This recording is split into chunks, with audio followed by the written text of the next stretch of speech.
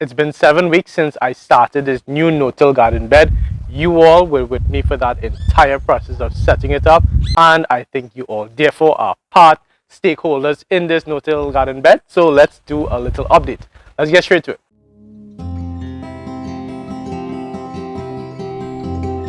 Hello everyone, thank you all so much for joining in. This is Dylan from the Trinidad Gardener channel, and I'm really happy that you made it for this video. This video is a continuation slash in a bit of an update on my no-till garden bed that I started right here on the channel with you all 7 weeks ago. I think it's 7 weeks. I went back and checked the videos and I saw like 7 or 8 videos ago.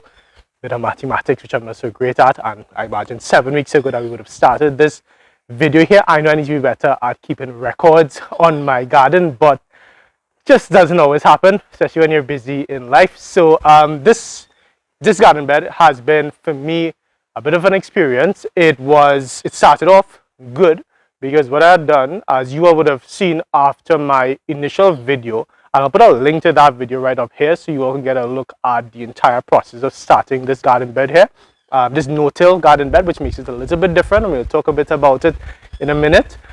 It started off really good. I had put some seeds down.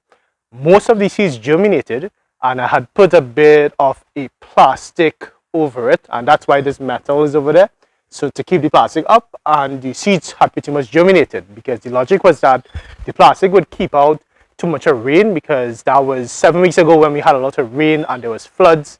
It was some of the first set of floods that we had in the country, and I didn't want everything to be washed away. Also, I didn't want birds to come in and to take my seeds, because birds, they do that very, very often.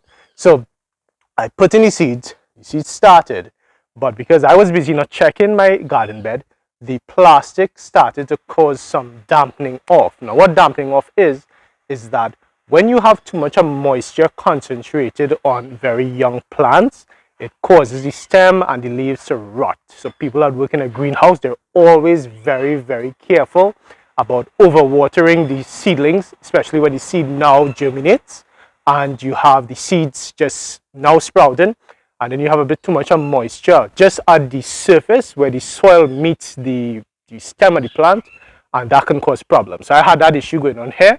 I didn't monitor it very well, so most of my seeds I had to entirely take out. The only seed that survived was this bean.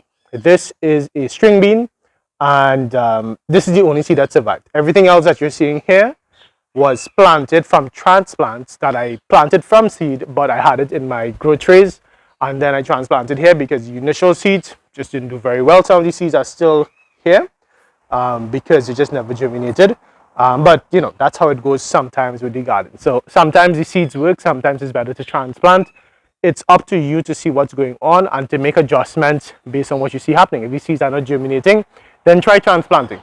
If you try transplanting and maybe it doesn't work out, try throwing some seeds and see if that works better for you. So the entire process, the logic behind the no-till garden bed is that you take something like cardboard, something that is meant to completely shield the ground from any kind of light, because the idea is that light is what allows weeds to grow. All plants grow by photosynthesis.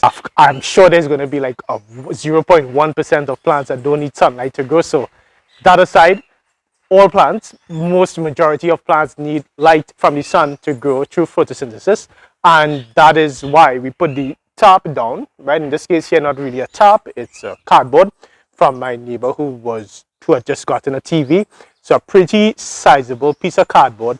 So I put that down, and that is supposed to shield the ground from the sunlight and also from a bit of moisture, so that the weeds, whatever you have that would want to grow up, they couldn't grow up because they have no light, they have no energy to grow. So underneath here, where you would have had just a sea of just grass and weeds coming up, you're not going to have that anymore. So that's the first thing about the no-till garden bed, is that it's designed to stifle all weeds. On top of the cardboard, or it could have been a tarp, garden tarp that you can also buy from agro shops, you put your soil. So you all can check back the video, I put a few buckets of soil that I had bought from the people that pass around advanced selling soil. I know it's not going to be the absolute best quality of soil, but it's still something, and it's something that is fairly cheap. I got 6 bags of soil for $100. right? So that's about, it's under $20 for one. So for me, that's really, really good. And to that, I amended with my homemade compost, my green waste compost, and some animal manure as well. So I think I did animal manure. You all can check out the video and tell me if you what did I actually initially use. But the point is that I amended what I bought with what I had in the garden, and this is the result over here. So we're going to go through and look at the individual plants, but the planting plants directly on top of the top, which is keeping out the weeds, allows you to have a, for the most part, weed-free garden. The only weeds you're going to have to really worry about is seeds of weeds that would have existed either in the soil that I bought or in the compost that I would have made in my own garden. So weeds, they all grow from seeds. So if there are seeds of weeds that was in my compost, when I water it here, they're going to germinate. So I see a few bits, tiny bits of weeds over here. And when they got watered with all the other plants, they would germinate, they would sprout. So you can pull them out, but it's in no way going to be as bad as if I hadn't put down the top on the ground to start off.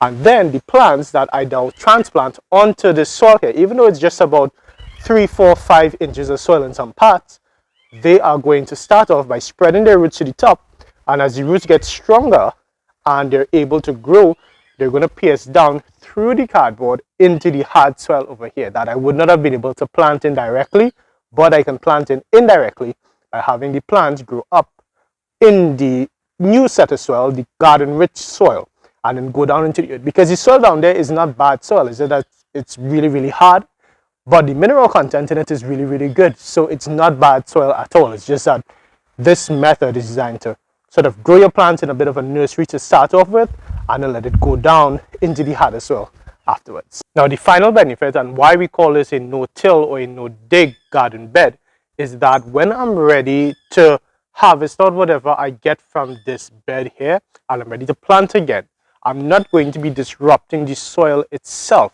By doing that, by not interrupting the soil, I'm not going to be destroying the structure that this soil would have had in it that would have been created by my compost, the microorganisms that live and reside in the compost, the beneficial bacteria, the beneficial fungi, because they all live within this ecosystem that we would have created here in the no-till garden bed.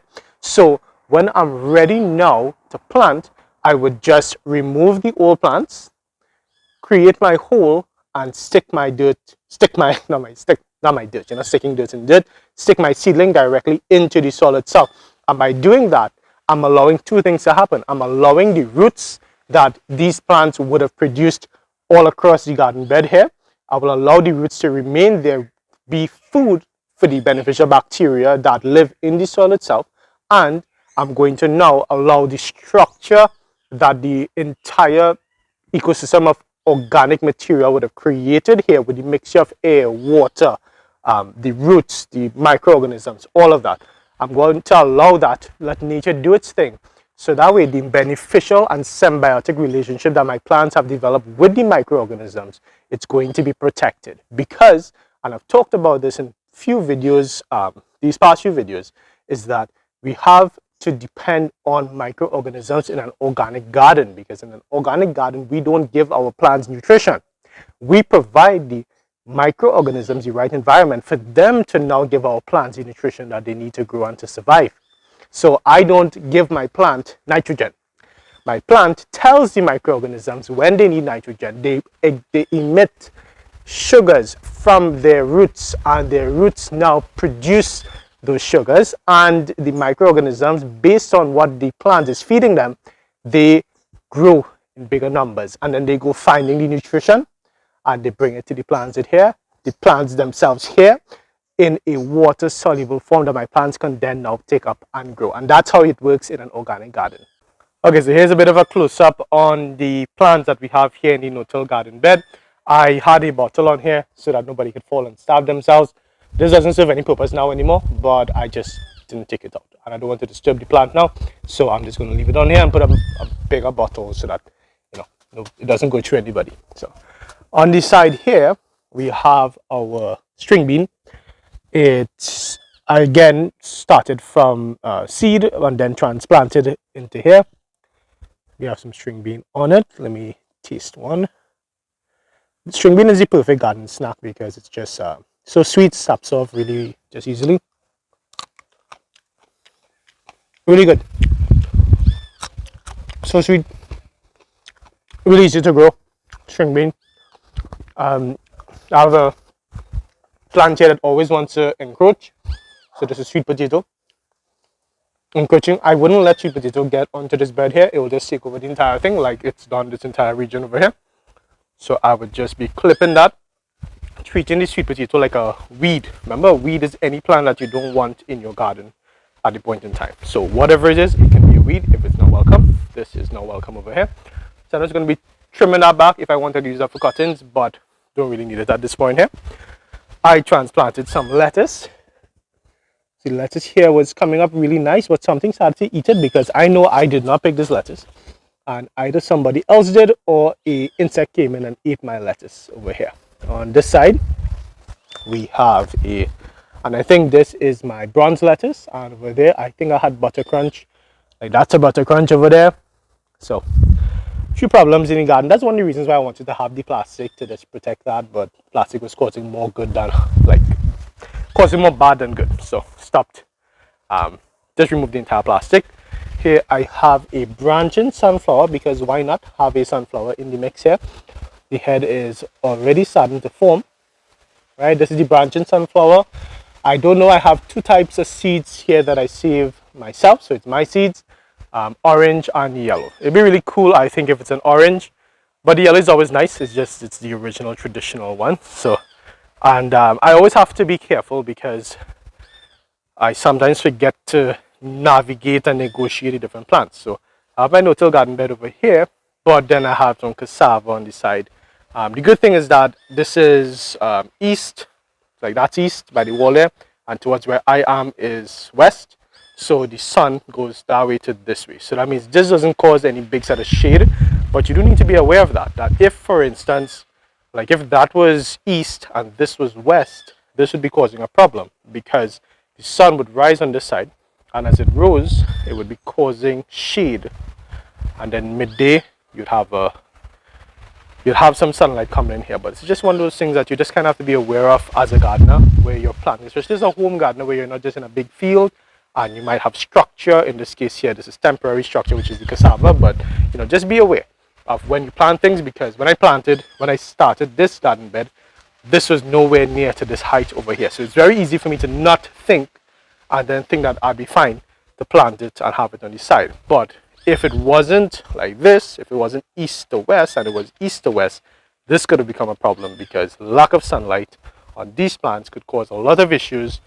Sunlight is just very, very important. It even is a reason why sometimes you have pest issues, because if the plants don't have energy, the pests can pick up on that because the plants, they send on stress hormones, and then the insects pick up on that and they come and attack the plants that don't feel very well. So I have two more plants to show you all. Here's another bronze lettuce that's been struggling. Here I have a contender bean. So this is a family to the string bean. You see the leaves are kind of similar.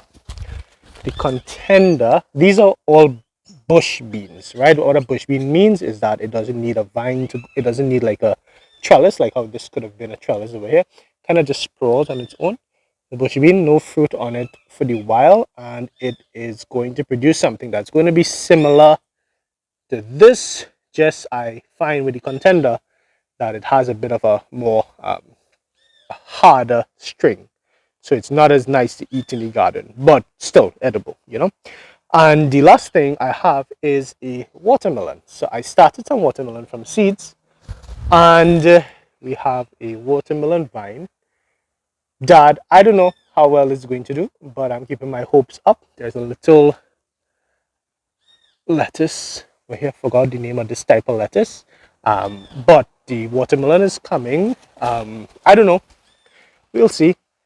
It has some flowers on it, right? These flowers are more than likely going to drop off. These are male flowers, right? Watermelon is in the cucurbit family, so you treat it just like cucumber. It's just that it normally needs a lot more space to grow. So we will see what happens with the watermelon. I have another watermelon plant over there, right? but this one doesn't seem to be doing very well, and I think I'll just take this out because this needs a lot of space and room, and that's going to want some room, so only one of them can stay. So I think it'll be the one that looks a bit better. This is survival of the fittest, and there we go. That is all my plants that I have here in the no-till garden bed. And there you go, there is my 6-week, 7-week update on my no-till garden bed that we started here on the channel. I really hope that you have enjoyed this video, but more importantly, I hope that you've learned something from this video. If you have started a no-till garden bed, or maybe you had one already going in your garden, I'd be really happy if you were to leave a comment and let me know, like, what material are you using? What is your ground cover going to be? Where did you get your soil? How are your plants doing? Did you enjoy it? Are you going to continue doing it? Or if you haven't started one, like, let me know. Are you intending to? Is there a reason why you wouldn't do it? I'll be just so happy to share and just continue with this bit of knowledge sharing platform that we have here. And of course, if you know somebody who would be interested in growing more healthy organic food in a way that's 100% self-sustainable and or 100% organic as well, feel free to share this video with them, and let's help each other out in this time when we can use as much help as possible with growing our own 100% organic food at home, in our backyards or in our front yards. Remember, you can follow us on Instagram, TikTok, and on Facebook to see more content coming out of Trinidad Gardeners Garden. And you can feel free to tag us on any of those platforms where we're so happy to see what you all are getting up to. Remember, as always, this has been Dylan from the Trinidad Gardener channel, reminding you to get up and get growing. Take care.